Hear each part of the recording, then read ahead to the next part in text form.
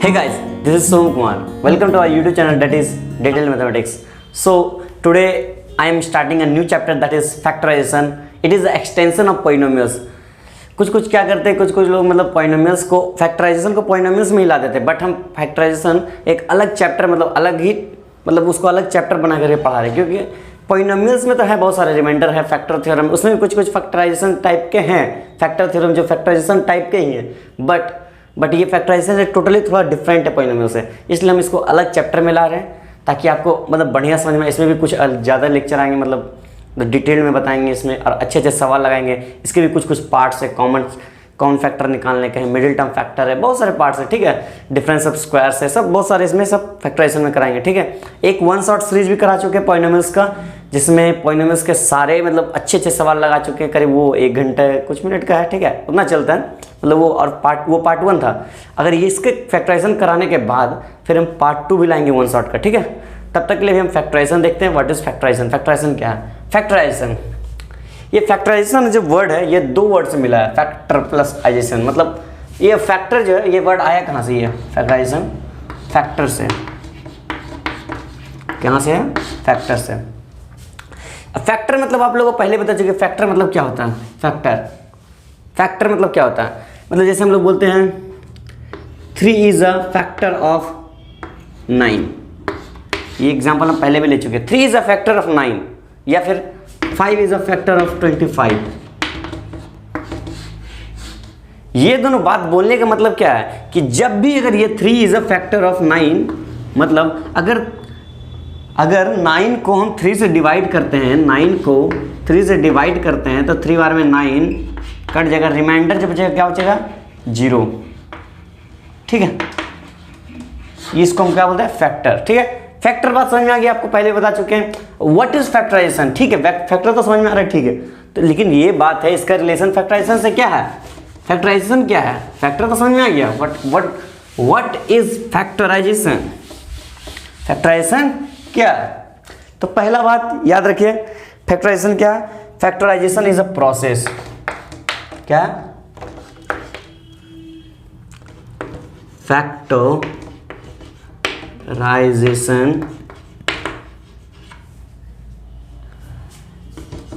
Is a process. इस किस चीज का प्रोसेस है? फैक्टराइजेशन किस चीज का प्रोसेस है? To write a given polynomials, अभी हम बस डिफिनेशन इसका बता रहे हैं, ठीक है। इसका अपना लैंग्वेज में डिफिनेशन है, ये डिफिनेशन बुकिश लैंग्वेज नहीं है, ठीक है, अपना लैंग्वेज, ताकि आपको समझ में आए। Factorisation is a process to write a given polynomials into the products of 2 or more smaller degrees term।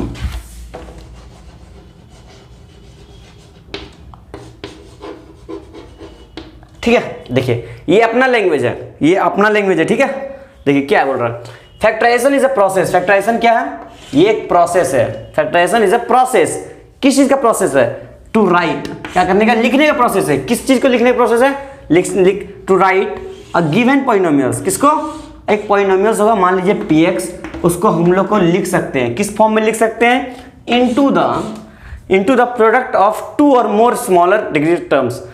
Into the product, 2 product, किसका? प्रोडक्ट ऑफ 2 और मोर स्मॉलर टर्म्स, 2 और मोर स्मॉलर टर्म्स, समझ में आ रहा ना? किस में लिख सकते हैं? 2 और मोर स्मॉलर टर्म्स। qx मान लीजिए एक स्मॉलर टर्म्स है, और प्रोडक्ट मतलब मान लीजिए gx है, ये 2 टर्म्स हो गया। एक और मान सकते हैं rx है। ऐसे करते करते कितना भी टर्म्स में लिख सकते हैं। इस प्रोसेस को हम लोग क्या बोलते हैं? फैक्टराइजेशन।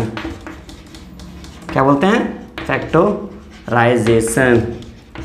समझ में आ रहा? तो क्या बोलते हैं? फैक्टराइजेशन। ये बस डिफिनेशन, आप इसको नोट कीजिए, अभी हम इसको डिटेल में समझाते हैं एग्जांपल के साथ, ठीक है। इसको नोट कीजिए, इसको नोट कीजिए।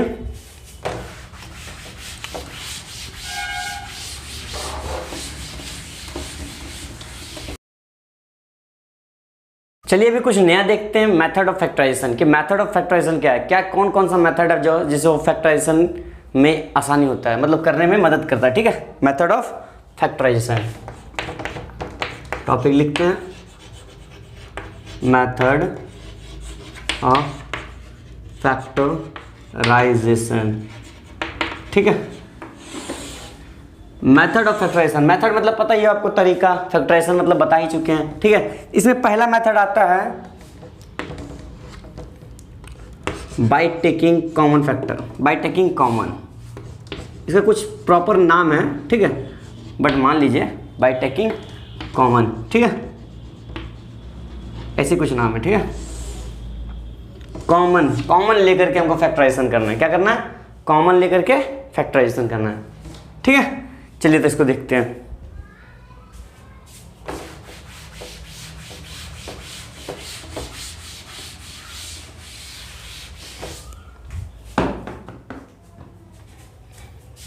बाय टेकिंग कॉमन क्या था?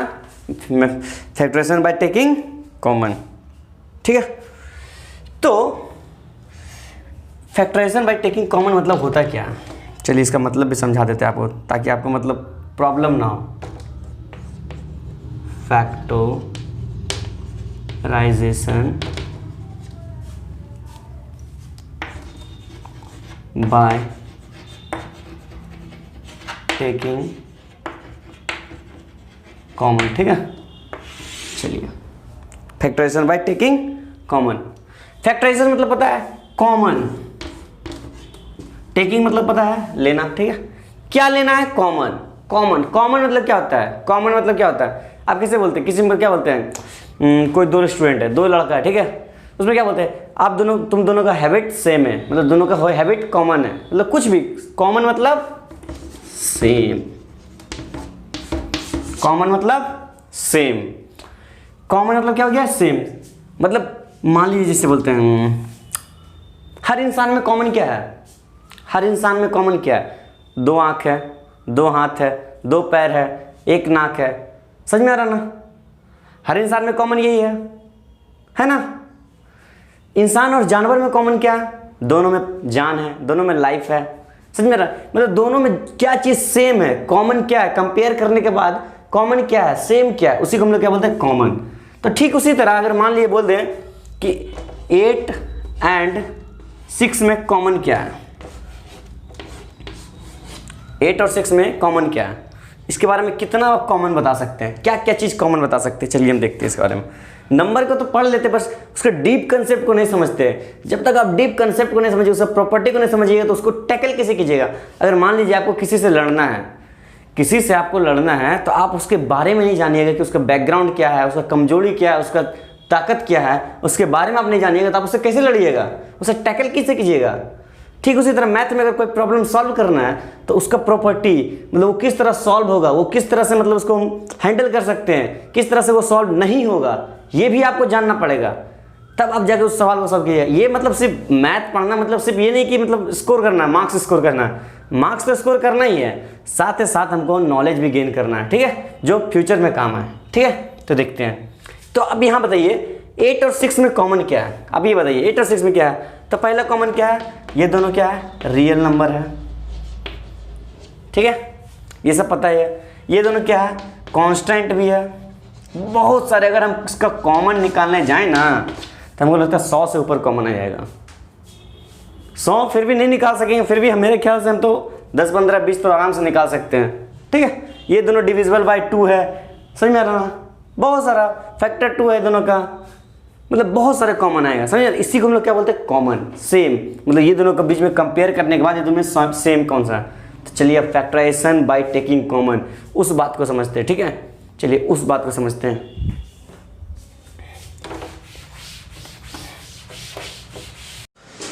आइए एक एग्जांपल समझते हैं कि फैक्टराइजेशन क्या होता है। ठीक है, एक एग्जांपल देखते हैं। मान लीजिए x² - 16। ठीक है, x² - 16 को हम लोग क्या लिख सकते हैं? x + 4 × x - 4। ये हम बता रहे कैसे लिखना, ये हम बताएंगे आपको। ठीक है। इसको हम कैसे किए क्या नहीं किए वो आगे आपको सारा डिटेल में बताएंगे, एक एक स्टेप बताएंगे, छोटा छोटा स्टेप बताएंगे, ठीक है। बस आगे आप बात को समझिए, मेरा बात को समझिए। क्या हम इसको इस तरह लिख सकते हैं? लिख सकते, देखिए ये एक पॉलिनोमियल्स है ना, एक पॉलिनोमियल्स जिसका डिग्री 2 है। इसको हम दो छोटे पॉलिनोमियल्स में लिखे जिसका डिग्री 1 और 1 है ना।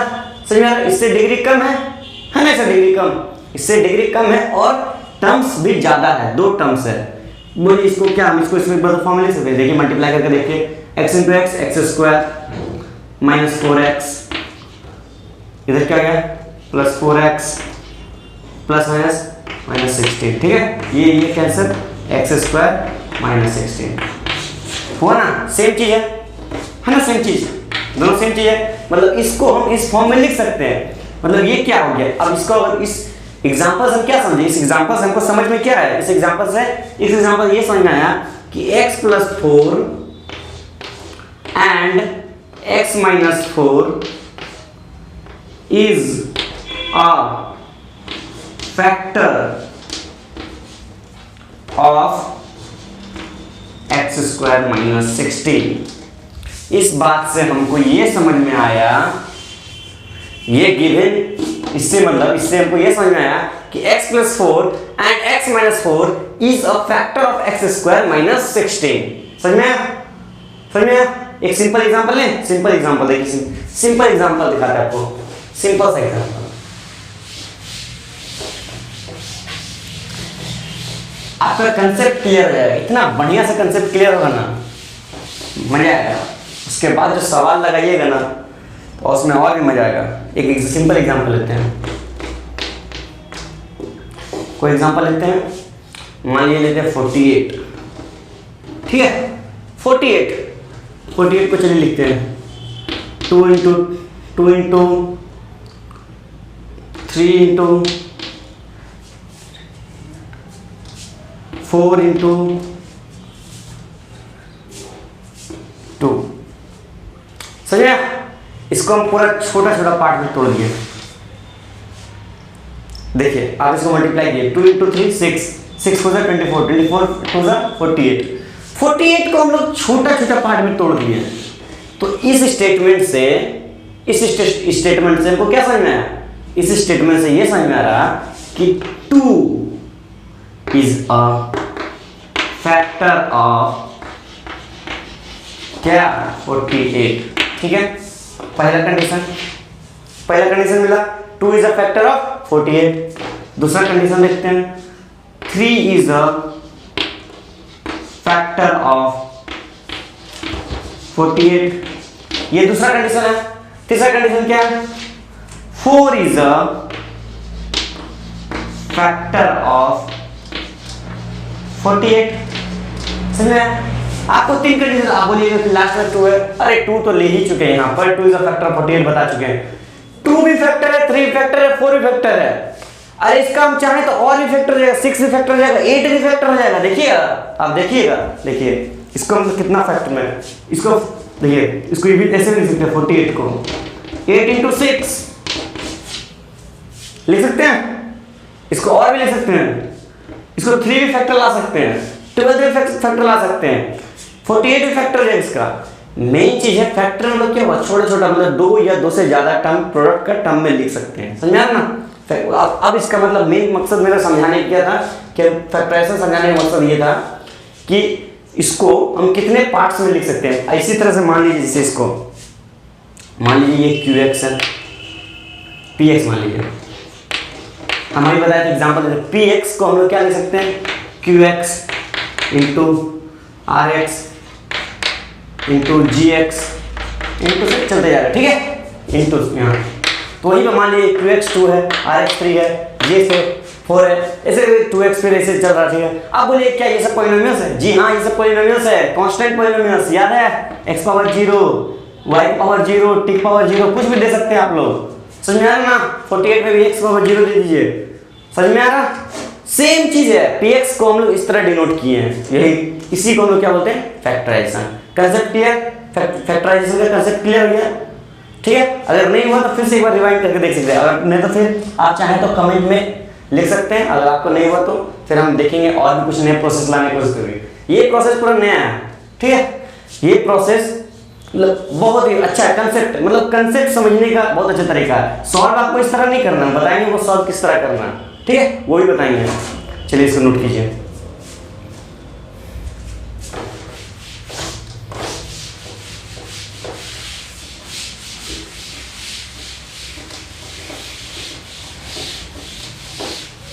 चलिए दो क्वेश्चन लिए हैं factorisation by taking common method से, ठीक है। कॉमन मेथड से दो क्वेश्चन करते हैं, ठीक है।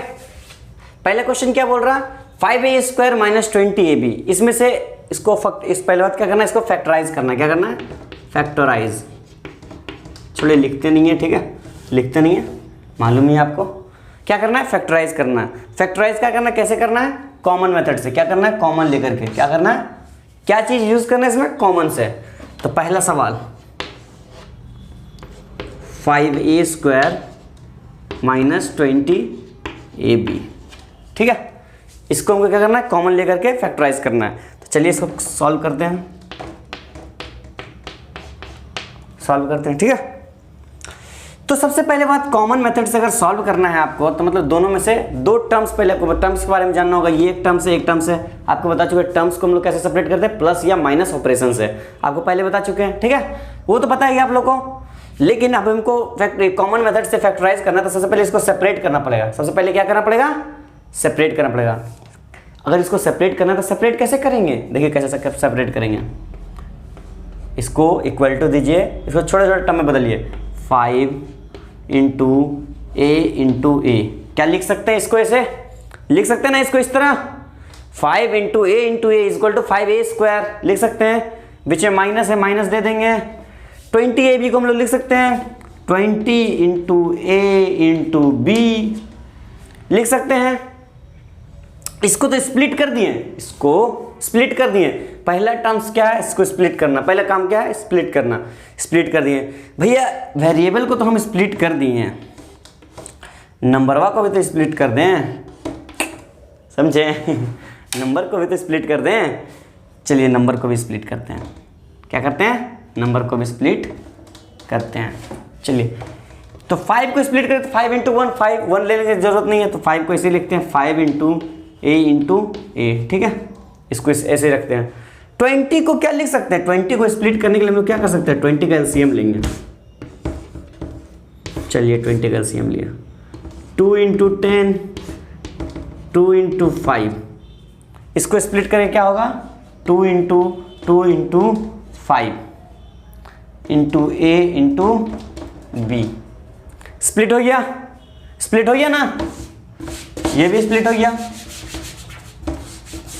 चलिए हाथ तो गंदा हो ही गया, इसको इस तरह स्प्लिट कर दिया, स्प्लिट हो गया। चलिए स्प्लिट तो हो गया। चलिए इधर से यहाँ से दाग देते हैं।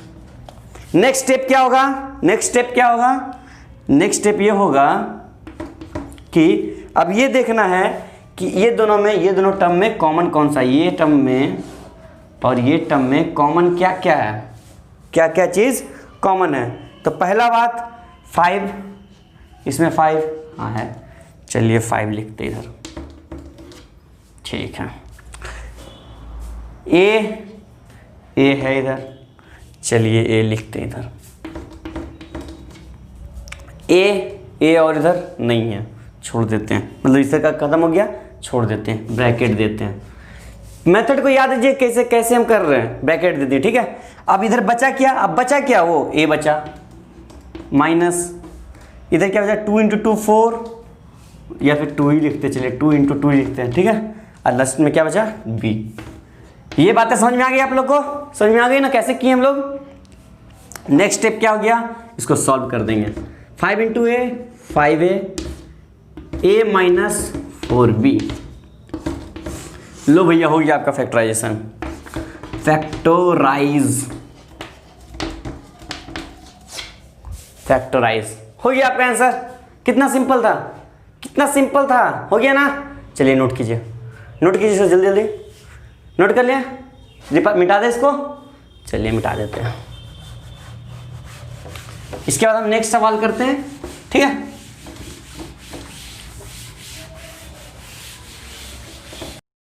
नेक्स्ट क्वेश्चन क्या बोल रहा, 6 इंटू 2a प्लस 3b का whole square minus 8 into 2a plus 3b। Next question क्या बोल रहा, बी नंबर क्वेश्चन क्या बोल रहा, 6 इंटू 2a प्लस 3b का whole square minus 8 into 2a plus 3b। आप पहला बहुत सारे स्टूडेंट तो इस क्वेश्चन को देख के ही डर जाएंगे कि इतना बड़ा क्या दे दिया। 9th के स्टूडेंट के लिए ये सब तो बहुत सारे डरावने क्वेश्चन जैसे हो गए, बट है कुछ नहीं, बस थोड़ा सा ट्रिकी सवाल है। क्या है, थोड़ा ट्रिकी है। ट्रिकी किस तरह है, देखिए किस तरह है, देखिए किस तरह है। एक काम कीजिए आप, लेट आपके लिए आसानी, इसको दो प्रोसेस है, चाहे तो एक स्टेप में कर सकते हैं, चाहे तो और भी स्टेप में कर सकते हैं, मतलब और भी ज़्यादा से छोटा छोटा स्टेप में। पहले हम आपको छोटा छोटा करके दिखाते हैं, फिर हम एक स्टेप में दिखाएंगे किस तरह का होता है, ठीक है। तो सबसे काम कीजिए, सबसे पहले लेट, ये आपका काम है, ठीक है।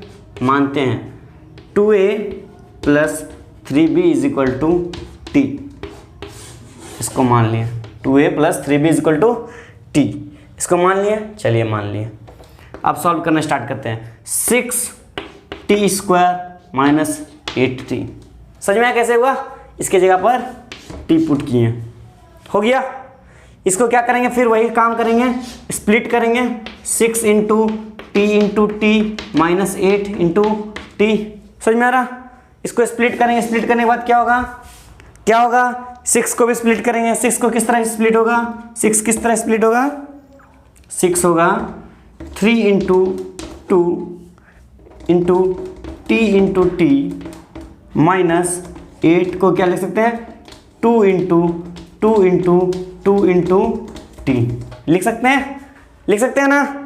इसको लिखने के बाद कॉमन निकालेंगे, इसमें से 3 है, 3 नहीं है, 2 है, 2 कॉमन आ गया, t है, t कॉमन है, और कुछ कॉमन नहीं आएगा। आप ये कर सकते हैं, आपको करा चुके हैं, आपको बढ़िया से कॉमन लेने सिखाएं आपको। तो 2t कॉमन आ गया, ठीक है।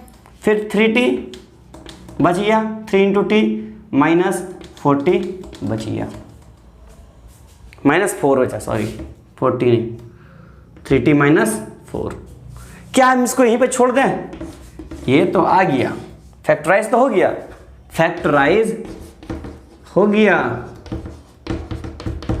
क्या इसको यहीं पे छोड़ दें, जी नहीं।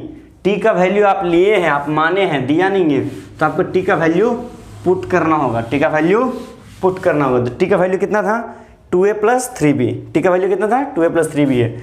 तो क्या करते हैं, t का वैल्यू पुट करते हैं। तो t का वैल्यू 2 इंटू t का वैल्यू कितना था, 2a प्लस 3b, ठीक है। ये t का वैल्यू था प्लस 3, t का वैल्यू कितना था, 2a प्लस 3b, ठीक है, माइनस 4 हो गया। आप चाहे तो इसको आगे फर्दर भी सॉल्व कर सकते हैं, यहाँ तक भी रख सकते हैं, बट आगे भी चाहे तो सॉल्व कर सकते हैं। कैसे सॉल्व कीजिएगा, इसको खोल दीजिए bracket, 2 into 2 4a plus 6b, इधर क्या होगा 6a प्लस 9b माइनस 4, ये भी कर सकते हैं, ठीक है। समझ में आ गया कैसे करना, आप यहाँ तक भी छोड़ सकते हैं, यहाँ भी कर सकते हैं, समझ में आ गया। अब दिखाते हैं आपको एक स्टेप में कैसे करना है, एक स्टेप देखिए कैसे करना है, एक स्टेप में। इसको नोट कीजिए, पहले इसको नोट कीजिए, नोट कर लिए, चलिए हम मिटाते हैं इसको। देखिए एक स्टेप में कैसे करते हैं, देखिए एक स्टेप का, यहाँ देखिए, इसमें और इसमें कॉमन आपको क्या दिखाई दे रहा, 2 कॉमन दिखाई दे रहा 6 और 8 में, क्योंकि 2 इंटू 3 2 इंटू 2 इंटू 2, तो एक ही 2 आ रहा, ठीक है, 2 कॉमन आ गया, ठीक है, 2 कॉमन आ गया। और भी देखिए और क्या कॉमन आएगा, इसमें 2 है, पावर 2 है, मतलब 2 बार मल्टीप्लाई है, इसमें 1 है, इसमें 2 है, 2a प्लस 3b, इसमें 2 है ना जी, 2 का स्क्वायर मतलब 2 इंटू 2, समझ में आ रहा ना। तो इसमें से एक कॉमन आ जाएगा, 2a प्लस 3b कॉमन आ गया। अब क्या किया, इधर बचा क्या, 3, 2 इंटू 3 6, 3 बचा, इधर में से 1 बचा, 3 इंटू 2a प्लस 3b बचा। ये एडवांस है, मतलब थोड़ा हाई लेवल में है, जल्दी में करने का, ठीक है, माइनस 4 बचा। और एक तो इसका था जो, वो तो आ गया इधर, एक लाइन में हो गया, एक लाइन में हो गया ना, एक लाइन में आप चाहें तो फर्दर सॉल्व कर सकते हैं एक लाइन में, और भी चाहें तो आप सॉल्व कर सकते हैं। ठीक है, हम सॉल्व करके दिखा सकते हैं। अब चीज़ दिखा देते हैं, आप इतना कर ही दिए तो इसको भी कर देते हैं। 4a + 6b 6a + 9b - 4 हो गया फैक्टराइज। हो गया ना, फैक्टराइज हो गया। चलिए फैक्टराइजेशन को बाय टेकिंग कॉमन, ये मेथड को हम यहीं पर खत्म करते हैं। इसके बाद आएगा factorisation by grouping, middle term factor, ठीक है, by difference of the squares, बहुत सारे सब। अभी फैक्टराइजेशन अभी लंबा चलेगा। ठीक है, ये बस ये पहला लेक्चर है। ठीक है, इंट्रोडक्शन भी कुछ था, बट फैक्टराइजेशन क्या होता है ये भी बता चुके हैं आपको।